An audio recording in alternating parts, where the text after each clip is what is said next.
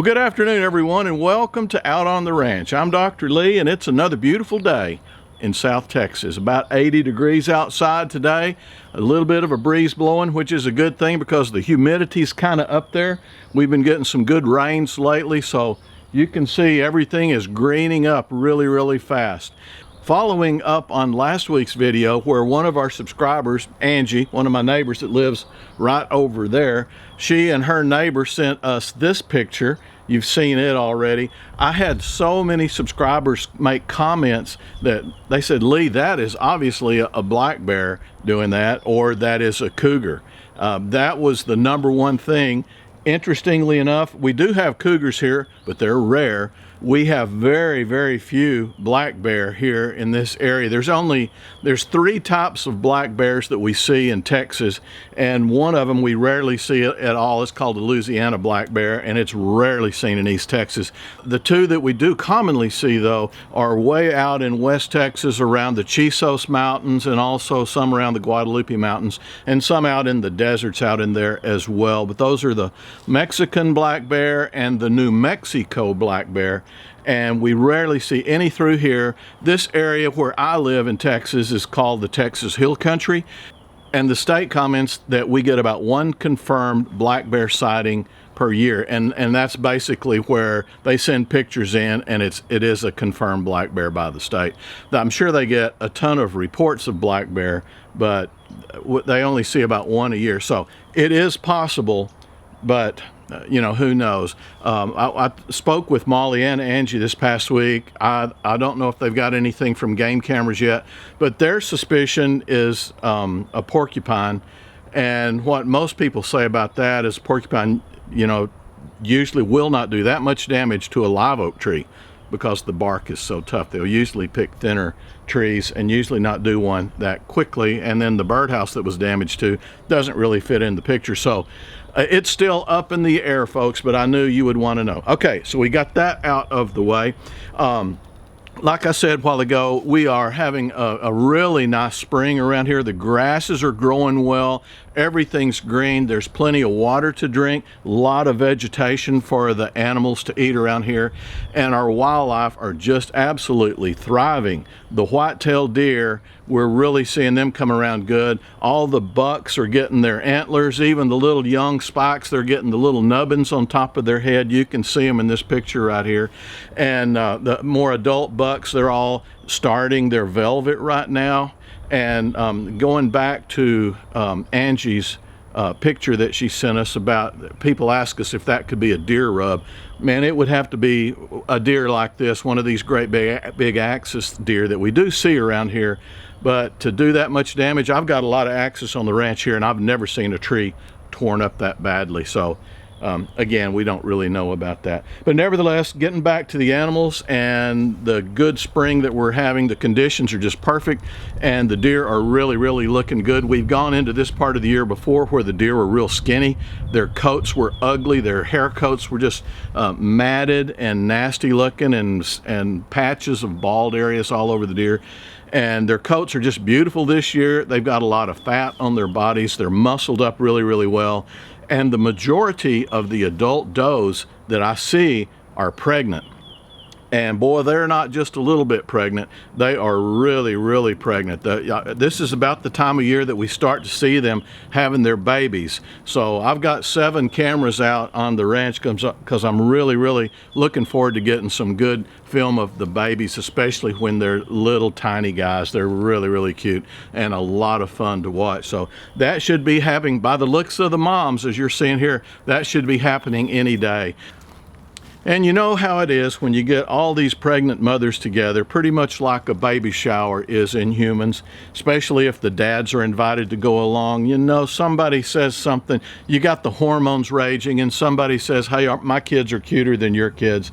And, the dads, and 2 or 3 of them, you know which ones I'm talking about. They've had a little bit too much corn, and the next thing you know, you got a brawl on your hands. So we're really looking forward to having these babies hit the ground, and then everything will calm down. But right now, it's a pretty anxious time for the bucks and the does don't do a whole lot. Mostly through the day, we're catching them sleeping. They're so heavy right now, they don't feel like doing anything else. They'll get up and they'll go to the water, they'll get up and they'll go to the food, but most of the time they're all bedded down, staying put. So we'll have some new babies on the ground pretty soon, and we're really looking forward to that.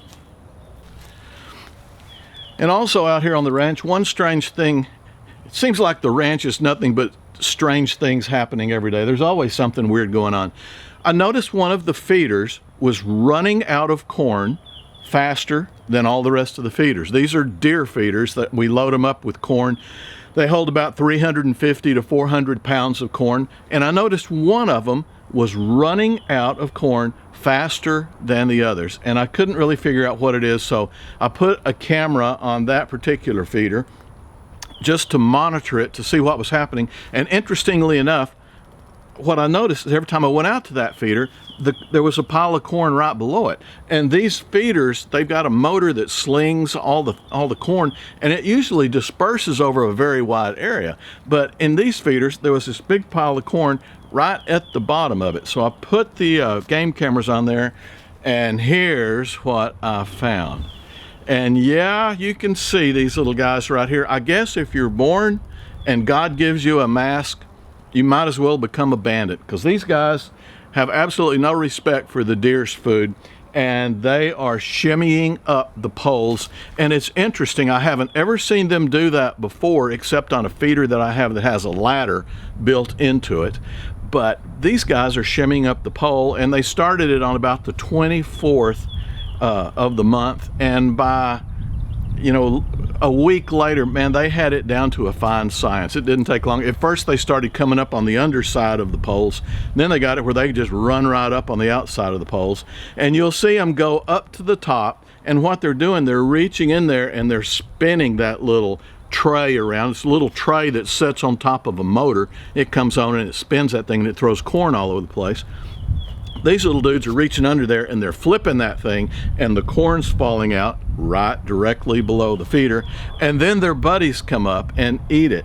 And it's kind of interesting. I did see one video where there were some hogs coming in, and they sent their little helper up to spin the deal on the deal, and they're all down there eating, and they saw the hogs coming up and they took off running, and they didn't tell the guy up there doing the spinning work that the hogs were coming in. That's like a motorcycle gang of bandits coming in, and he was left up there. But boy, when he finally saw those hogs, he did get down in a hurry and did a pretty impressive dismount. I got the dismount. The camera had cut off, so I didn't get him coming down. But anyway, I thought that was pretty cute. But nevertheless, not only did they steal a bunch of corn and cost me a bunch of money, they also taught these guys how to do it too. So now during the day, we've got the squirrels going up, and the squirrels will go up and they'll sit there for hours, because they can get up there and just hang out on top of the box, spin that feeder, or actually they probably don't even spin it, they probably just eat the corn right there, and they knock a lot down, and the deer appreciate it. So they're under the feeder while the squirrels are up in there, and even while the raccoons are up in there, the deer are under there too. So I guess everyone was enjoying a little bit of extra nutrition this past month. Maybe that's why they all look so good. Okay guys, I've only got two more things to bring to you today, and then I'll let you get back to the important parts of your life, and I promise I won't detain you any longer than absolutely necessary to get this across. You always ask about Uncle Floyd. He is doing well. He got his blood work run on Monday, and all of his counts are where they normally are. Like I always say, if your counts and my counts or where his are, we would be dead. But Floyd his body has acclimated to these low counts through the years, so he's doing well, happy and healthy. Everything's going good in his life. Thank you for always asking. And one thing about Floyd, he's got a birthday coming up here. His birthday is in July, in the middle of July, and he will be 104. And y'all always say, Lee, what can we do for him? Can we send him something? And I just thought, I've got to give you something to do for him, because I know you want to, and I know y'all love him just like I do and everyone else does. So my wife had this idea. I can't take credit for it, but I think it's a good one. If you guys would like to send him a birthday card, There is nothing on this planet that would make him happier. He loves people. He loves communication with people.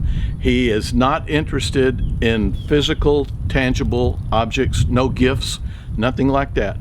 But just to know that you love him, that you want to say happy birthday would be paramount.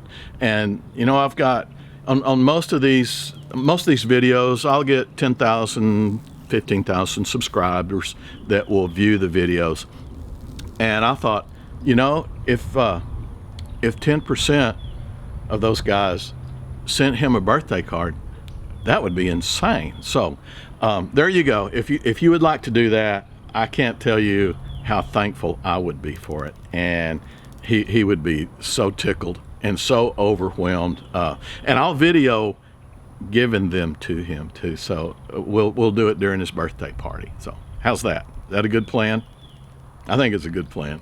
I know he would love it. And like I said, I know you guys have always kind of wanted to do something. So if you don't mind sending him a birthday card, my mailing address is in Boerne, Texas, and that's spelled like Boerne, B-O-E-R-N-E. I will put it down in the link. It's box 1174.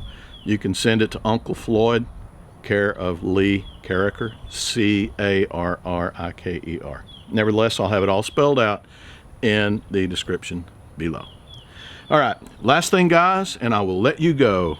I did want to say thank you so much for all the kind words that you left, both on the video, the tribute video for Bud, and also for the last video where I showed you his final resting place. And your words are so sweet, and I can tell so many of you have lost animals in the past. You're in the throes of losing one right now, several of you. And for those of you that are, God bless you. And for those that have lost them, the damage to our heart never really goes away. It lessens with time where it's tolerable in most cases. But boy, it is hard to get along without them. Nevertheless, I'm going to get that spider off the lens of the camera there. But I wanted to show you one thing. I kept Bud's collar. There you go. And I kept this volleyball. And interestingly enough, one of our subscribers saw in the tribute video, he saw Bud chasing his deflated volleyball on the back porch. And he said, good grief, does every lab in Texas have a deflated volleyball? I would go for one step further than that. I would say, I bet every lab in the world has a deflated volleyball or soccer ball or basketball or something. The labs live for the balls. But yeah, this is all that's left of Bud's volleyball. Allie got this when she was in junior high. Allie is 25 years old now, and Dozer tore this thing in half. It stayed as a pretty good deflated volleyball, which the labs love for years and years and years. But Dozer, when he came here, he was a wild little puppy, and he could shred anything. So every time Dozer would come over, we would hide Bud's ball. But nevertheless, this is all that's left of it. And this is Bud's collar.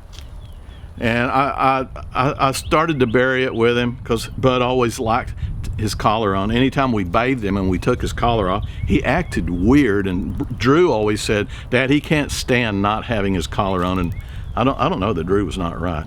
But also, Ranch Stock Stray about a year ago sent me that. I don't know if you can read that or not.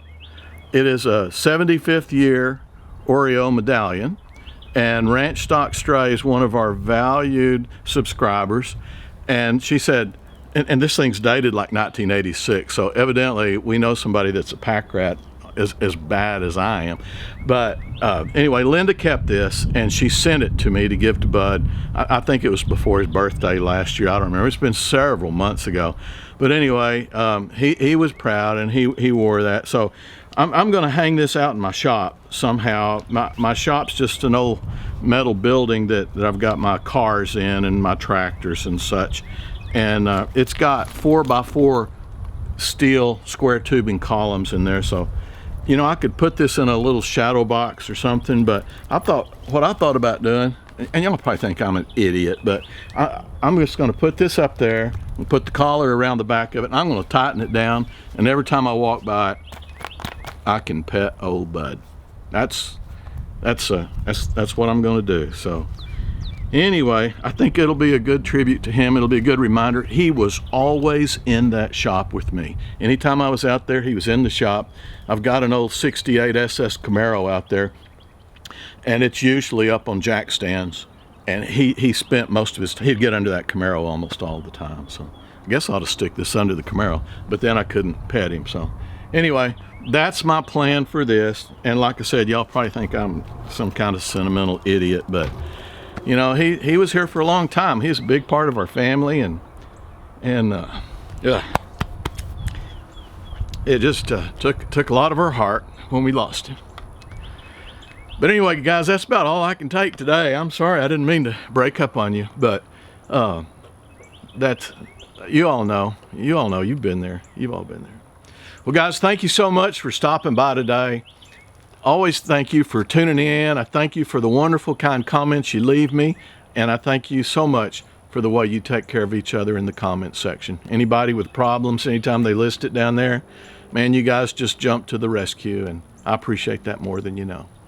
Well, guys, thanks again. I appreciate you dropping by. I look forward to seeing you next time. Always remember, I love you. Bye-bye now.